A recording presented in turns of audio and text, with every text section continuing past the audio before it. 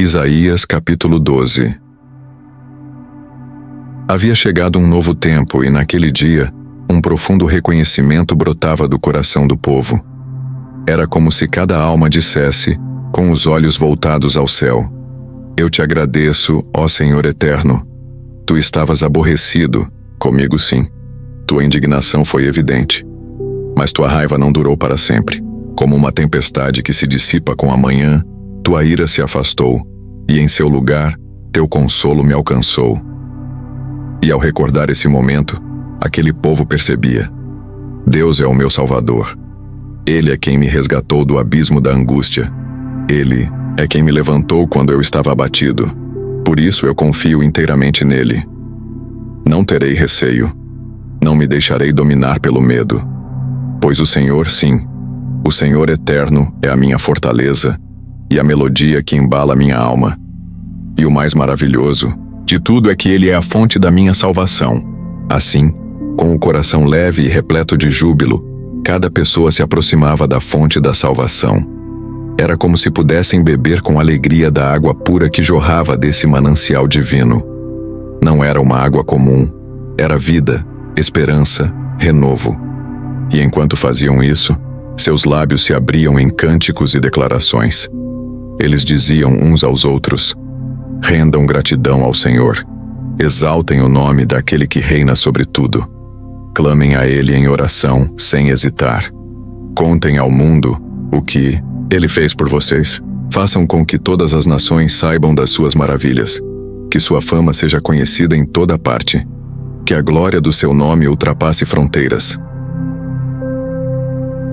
A cada passo, brotavam hinos de adoração, como uma melodia que ecoava entre os montes e os vales. Eles cantavam ao Senhor com entusiasmo, pois era Ele quem realizava feitos extraordinários, milagres que ninguém poderia explicar. Era impossível não reconhecer sua mão poderosa nas pequenas e grandes coisas da vida. E então, do coração de Sião, partia um louvor sincero e fervoroso. A cidade santa se tornava um coral vivo, ecoando cânticos até os confins da terra. Era como se o céu descesse sobre aquele lugar, pois o Santo de Israel, o Deus grandioso, estava no meio deles. Naquela época, cada morador de Sião podia sentir algo diferente no ar. Não era apenas uma mudança de estação, era uma transformação no espírito. Era como se cada coração compreendesse de uma vez por todas que não estavam sozinhos.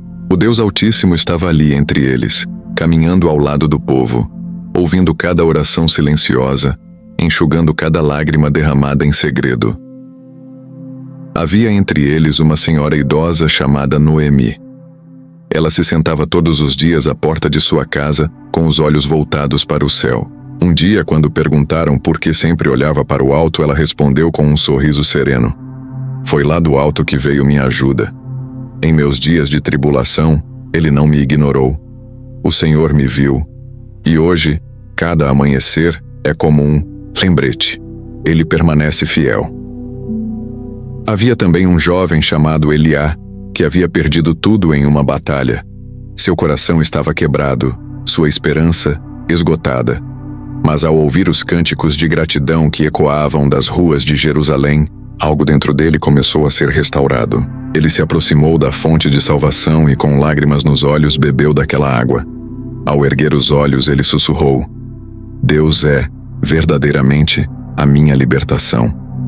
E assim, história após história, testemunho após testemunho, a cidade era envolvida por um som de gratidão. Pais ensinavam seus filhos a louvar. As crianças corriam pelas ruas cantando os feitos do Senhor. Os idosos relembravam os dias em que a mão de Deus os sustentou, e os jovens encontravam novo vigor ao ouvirem essas lembranças. As nações vizinhas começaram a ouvir esses relatos. Viajantes que passavam pela cidade levavam consigo as histórias de milagres, de curas, de livramentos. E em outras terras o nome do Senhor começou a ser mencionado com reverência e admiração. Era como uma chama que se alastrava, acendendo corações em lugares distantes. Houve um dia em que todos se reuniram na praça central. Homens, mulheres, crianças, estrangeiros e líderes, ali de mãos dadas, levantaram suas vozes em uníssono. Um mar de vozes proclamava: Grande é o Senhor entre nós. Ele habita em nosso meio. Ele não nos desamparou. A canção se elevava como incenso ao céu. Cada nota era carregada de verdade. Cada palavra vinha de um coração tocado pela presença divina. O louvor não era apenas um ritual. Era uma resposta a um amor que não falha, a uma bondade que não se esgota.